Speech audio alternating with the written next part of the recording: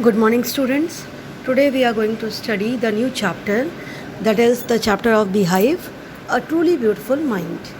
Now, beta, the chapter name itself indicate that there is some person whose mind is very beautiful, whose mind is really very innovative, very creative, and mind आपको क्या लगता है कैसे beautiful हो सकता है? Obviously जब कोई बहुत इनोवेटिव होगा माइंड या बहुत क्रिएटिव होगा mind, then only mind can be beautiful. So there is some person whose mind is so innovative, so creative, and whose mind we are going to talk about. So a truly beautiful mind is going to talk you about some great personality. Let us just read and find out who is the great personality we are going to talk about. Let's first read before you read. Before you read, what do you think of when you hear the word genius? Who is a genius? What qualities do you think a genius has? आपको क्या लगता है कि genius का मतलब क्या होता है, या जीनियस किसे कहते हैं, या किसी जीनियस पर्सन के अंदर क्या क्वालिटीज़ होती हैं?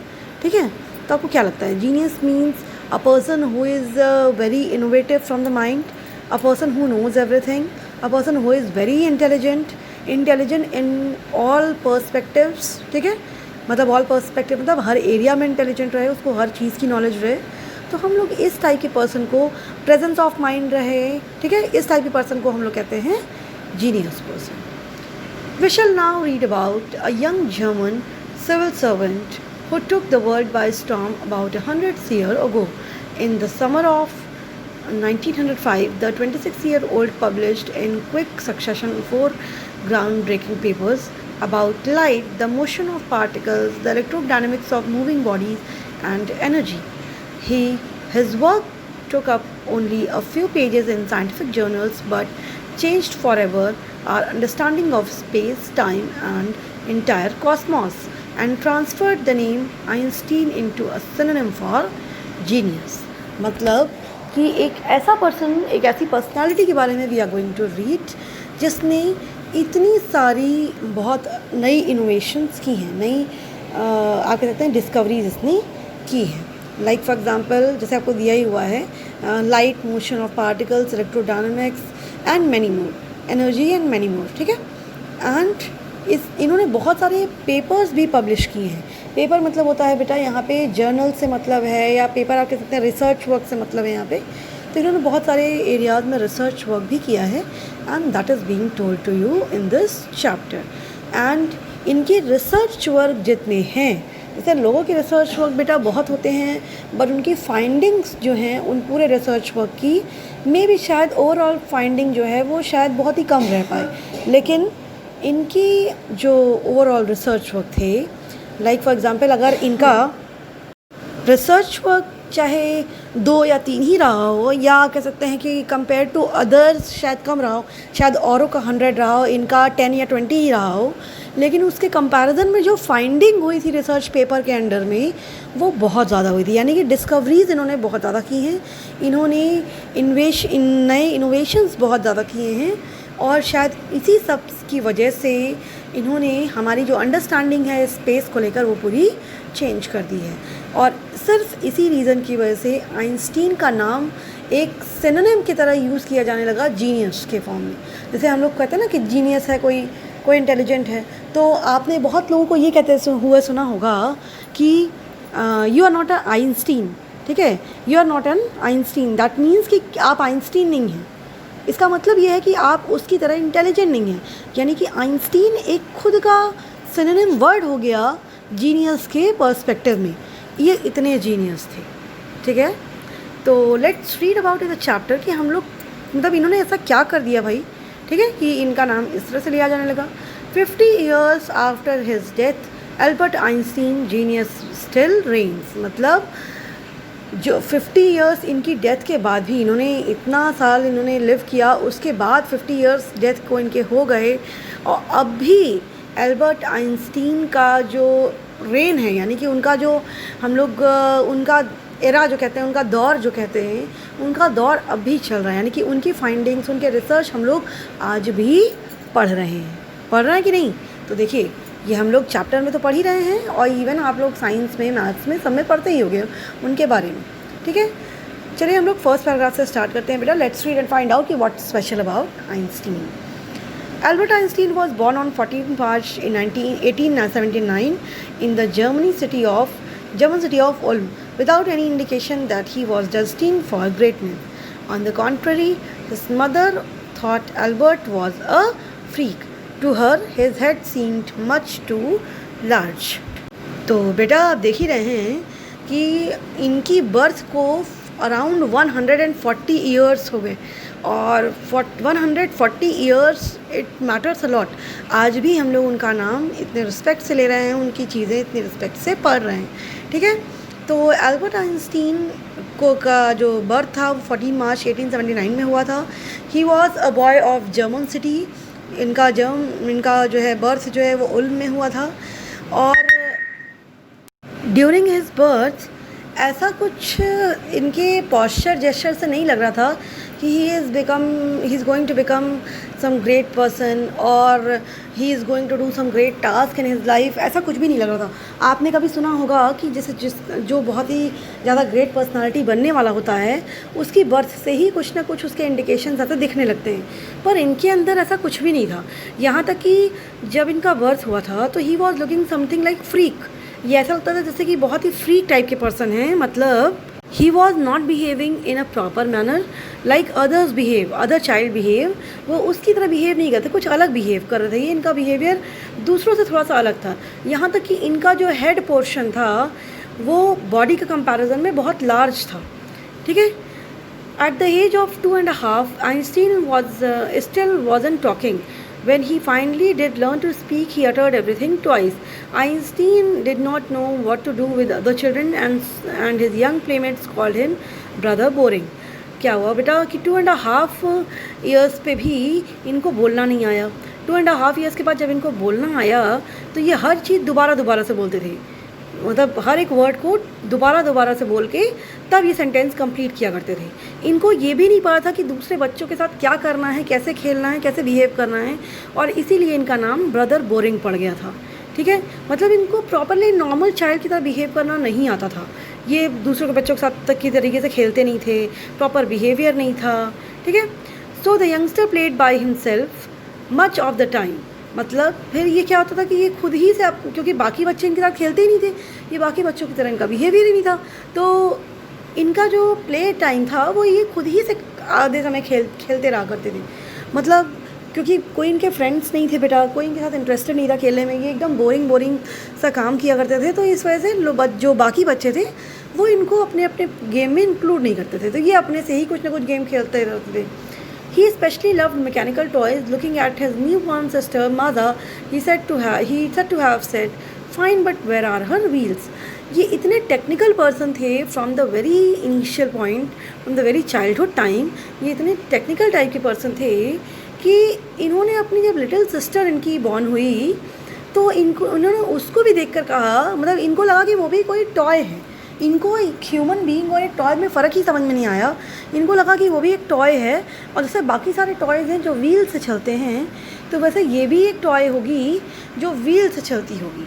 तो उन्होंने पूछा कि ये बाकी सब तो ठीक है, बट इसके व्हील्स कहाँ हैं, ये चलेगी कैसे? तो दैट मीन्स कि he was having no emotional corner in his heart sorry. ठीक है, तो इनके अंदर कोई भी इमोशनल कॉर्नर नहीं था. ये was totally a technical person.